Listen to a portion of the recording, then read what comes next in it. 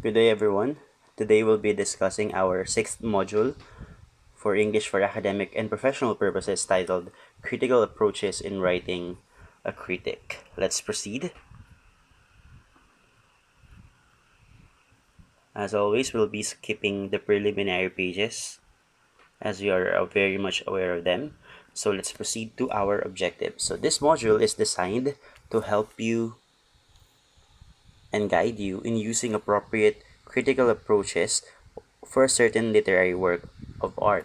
Critical approaches to literature show how a particular work forms and affects our appreciation to literary works. Various activities with assessments are included to strengthen your knowledge and skills about the topic. So, our objectives at the end of this module, you should be able to first define what critic is, second, differentiate the critical approaches that we will be discussing here, and then finally determine the usage of the different critical approaches we have here.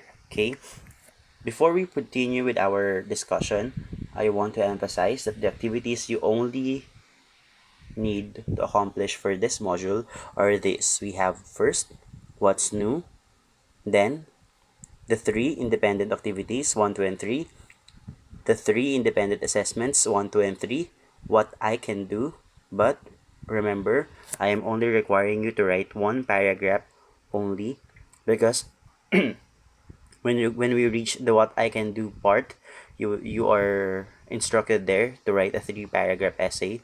But since we are making things lighter for everyone, I'll be requiring you to have only one paragraph to explain your answer there. And then finally, we have the assessment. Again, these are the only activities you are required to answer for this module. But if you are willing to answer the rest of the activities that you can find in this module, it is very much appreciated. And of course, I'd be giving appreciation points to those who would do so. Okay, so since we are all aware of what activities we're going to do, we'd be skipping this part, the what I know or the pretest, and this one as well. What's in? It's just a review of what we had discussed before, which is outlining.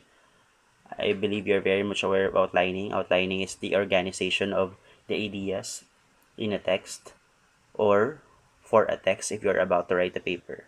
Okay, so let's proceed here to what's new. So directions here are very simple. Let's read. Directions: read and analyze the song Paraiso, then answer the questions that follow. Maybe you have heard about this song, Paraiso by Smoky Mountain. If you have not, you may pause this video and listen to the song on YouTube or any music application you have on your device. Okay, so we have here the lyrics. Again, just read and analyze the song Paraiso by Smoky Mountain. You may read this in the accompaniment of the audio if you have. Okay, and then after reading and analyzing the lyrics, you will be answering these questions. You may answer briefly or shortly or very shortly. It's up to you, but as long as you go straight to the point and you clearly explain what you want to answer for these questions. Okay? So again, after reading all these lyrics and analyzing them, answer these questions. Okay? Now let's proceed to our lesson, which is critical approaches in writing a critic. So let's begin. What is it? In the previous module, you were able to understand what outlining is. As mentioned earlier, outlining helps you draft your academic writing assignment. One example of this is writing a critic, but before you can write a critic, you have to understand first what a critic is. So critiquing Tao is one way of is an example of outlining, but or an academic assignment that you could use outlining for. But before you can do a critic Tao, it is important that you understand first what a critic is. Ano nga ba ang isang critic? And at the same time, you have to understand what are the different critical approaches you can use when you're making a critic, and when can a particular approach be used. Okay? Actually, it's up to you on which critical approach you would want to use in your critic of a literary work. But of course, there are advisable approaches you could use for different literary works. Okay? Let's begin. Let's discuss what a critic first. What a critic is first. Okay? So it says here, what is a critic? A critic is a genre of academic writing that briefly lang, maiksi lang daw, and critically summarizes and evaluates a work or concept. Critics can be used to carefully analyze a variety of works such as, sabihin you can use daw a critic in analyzing different kinds of literary works, pwedeng creative works, ano yung mga creative works, yung mga fictional, like novels, exhibits, films, images, poetry. So, any creative work can be analyzed using a critic. At the same time, you can also use critic to analyze research papers, monographs, journal articles, systematic reviews, theories, and even media, like news reports, feature articles, and other literary works. So basically, you can use a critic in any work of art or in any literary work, to be specific, as we are dealing with it in this module. Okay? Again, a critic is a text which carefully analyzes, criticized, nang criticize. Okay? But before we continue with this, I would like to emphasize the differences of these words. Maybe many of you or some of you are getting confused about these words. We have here hmm,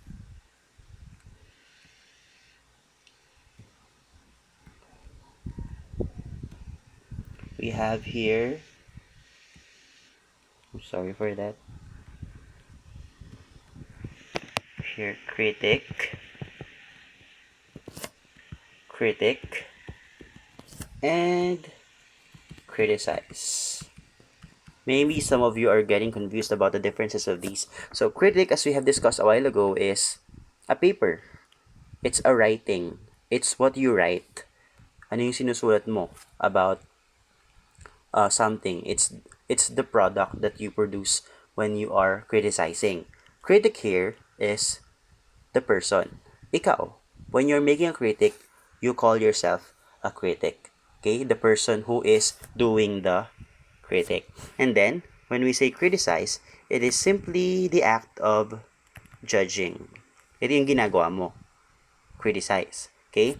So again, the critic is the paper or the thing you produce when you criticize. The critic is the person who does the criticism. And to criticize is to judge. Okay? Yung act mismo ng panghuhusga. Okay? I hope this is clear with you guys. So let's go back to our module. Okay. Like an essay, a critic uses a formal academic writing style and has a clear structure. It has the intro, the body, and the conclusion. So, formal academic writing. Since it's an academic writing, of course, it has to be formal. However, the body of the critic includes a summary of the work and a detailed evaluation. As we know, guys, the body explains the topic. So if your topic is to criticize a paper, of course, the body will explain your criticism about that literary work. So it includes a very short or a summary of the work, explaining the work, and then your evaluation about it. Detailed evaluation, remember that. Okay? Let's proceed here. The purpose of an evaluation is to gauge, okay? Wait. Is to gauge the usefulness or impact of a work in a particular field.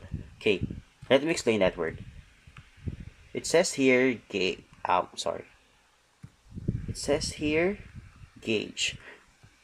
It is pronounced this way. It's like this. Gauge. Gauge means measure. Okay, simply as that. As simple as that. It means to measure. To gauge is to measure. So, what do you mean here in this line? The purpose of an evaluation is to gauge or to measure the usefulness or impact of a work in a particular field. So that is the purpose of a critic. Okay? It helps us understand how essential is this literary work in the field it belongs to. Okay? How useful is it? How essential is its impact or effect to the readers? Okay? So it's basically like that. Okay. In short, a critic is a discussion, evaluation, and interpretation of a certain work, especially in the literary field. Critiquing is not merely finding faults. Tandaan na, it's not merely, pag sinabing merely, it's not just finding faults. Hindi ka lang naghahanap ng mali. Okay? But the goal is to improve a certain work and help us understand the connection of each structure. Remember, what we want to have here is constructive criticism. Okay?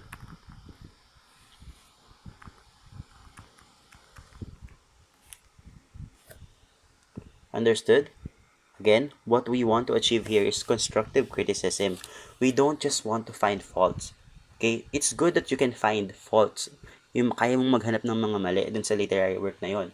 But make sure that as you look for those mistakes or faults or flaws of this literary work, make sure that your goal as a critic is to help the writer or help the literary work be improved. Okay? Baka mas mapaganda. Okay, so ngayon alam na natin what a critic is. Na yun nga, it's a literary work, it's a writing, it's an essay, explaining and evaluating a literary work. So, pag may ginajudge kang literary work, halimbawa, may nabasa kang kwento, ginajudge mo yung kwento, hinuhusgahan mo yung kwento, or ini-evaluate mo yung kwento, what you're doing is you are critiquing. You're writing a critic. So, what are the different approaches in writing a critic? Yan. So, andito na tayo ngayon sa pinakamahalagang part ng discussion natin, which is the critical approaches. So, maybe some of you are asking, ano ba ibig sabihin ng approach? Okay? So, this is very basic, guys. Approach simply means manner. Manner, or in Tagalog, paraan, or simply style, okay? Or simply way, or pwede rin namang technique. Okay? So, an approach is simply a manner, a style, or a way, or a technique for you to write a critic. So, ano daw ba yung mga iba't ibang paraan or technique sa pagsusulat ng critic? So, the first one is the formalist criticism. Formalist criticism is also known as formalism. Okay, it claims that literary works contain intrinsic. Pag sinabing intrinsic, ang ibig sabihin po ng intrinsic, sige, explain na natin. So, you could have some words to take to add in your vocabulary. Pag sinabi natin intrinsic, guys, ang ibig sabihin lang nito ay innate. Sorry, my writing talaga is really impaired. Innate or natural. Okay, so ang sinasabi ng formalism, yun daw mga literary work, meron daw siyang intrinsic properties, meron daw siyang mga natural properties.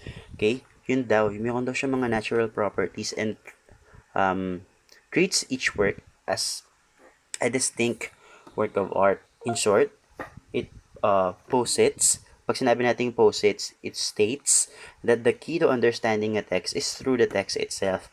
Kapag daw, yung iba daw kasing critical approaches, guys, you criticize the literary work based on different things like the society, based on gender, based on the lessons it has. But pag sinabing formalism, what they are trying to say is that when you criticize something, you focus on the text itself. Focus ka lang daw sa text. Okay? Kaya sabi dito, the historical context, the author, any other external context, iba't ibang mga bagay daw, ay hindi necessary. It's not important. It's not required to interpret the meaning of the text. Ganun daw yon. Kaya formalism. Kasi ba pag sinabi natin formal, standardized. So, naniniwala ang mga formalist na text daw are standardized. Meron silang innate or natural properties and elements na dapat mong ginajudge when you're writing a critic. Okay? Let's look at this. In this approach, you can criticize the work based on the elements of the text. So, yung elements daw ng text mismo yung tinitingnan mo. Halimbawa, pag kwento yung ginajudge mo, you can look at how the characters, the setting, the plot, and the point of view are presented in the literary work. Okay? Same din daw sa artwork. Halimbawa, sa mga paintings, you can look at the lines, the shape, the forms, and the spaces. Okay? So again, pag sinabi nating formalist, from the word formal, ang pinaniniwalaan nila, all texts daw are with innate or natural properties or elements. And if you want to judge a text daw, you should focus on the text itself by looking at its properties. Tignan mo lang daw yung properties nung text na yun, yung elements niya. Okay? And when you get to understand the elements, doon, mas maiintindihan mo daw yun. Okay? So, halimbawa, ano ba yung mga technical things that you can look at? Halimbawa, yung grammar. Halimbawa, essay yun, hindi siya story. Pag story kasi, of course, you can simply just look at the elements of the story, like the characters, the setting, the plot, the conflict, the point of view, the theme, di ba? Pero kapag essay yun, syempre, you can look at the structure, intro, body, conclusion, the technique used to explain the topic, narration ba siya, argumentative ba siya, expository ba siya, o kaya yung grammar mismo, kamusta ba yung grammar. So, pag sinabi natin formalist, guys, again, it is focused on the text itself. Wala kang ibang titingnan. You will not look at gender, you will not look at the society, you will not look at the lessons it conveys. Okay, you just focus on the text itself, the elements of the text. Okay, so if you would look at the example here, we have here an example formalist criticism on the literary piece A Rose for Emily. If you guys are not familiar with this, I hope you try to read this because A Rose for Emily is a very good story. Okay, so if you would be reading this, the very point of this criticism is this. As you can see in the example, it discussed how the author presented the characters, the setting, the plot, and the point of view of the story A Rose for Emily. So this example of criticism or critic used the formalist because it only focused on the text itself. Tinignan niya lang yung elements ng text mismo. Okay? Wala siyang sinabi tungkol sa pagiging babae ni Emily or tungkol sa ibang mga bagay-bagay pa sa society na Emily. Ang focus na lang ay yung text mismo, yung elements niya. Okay? So, ganun ang formalist. Now, let's go to the reader response criticism. Actually, for me, guys, when I was studying, for me, the reader response criticism is the easiest approach or technique in writing a critic, in making a critic. Kasi, it's reader response. From the word reader response, it depends on the response of the reader on the text. So, kung ano yung pagkakaintindi ng reader, yun yung magiging criticism niya. So, iba-iba siya. Depende sa nagbabasa. Okay? So, halimbawa, yung Harry Potter, for other people, it may be very good. It must be very organized. It must be very intelligent. But for some people, it may be too unrealistic, too fictional, to be entertaining. Okay? So, it depends on the reader.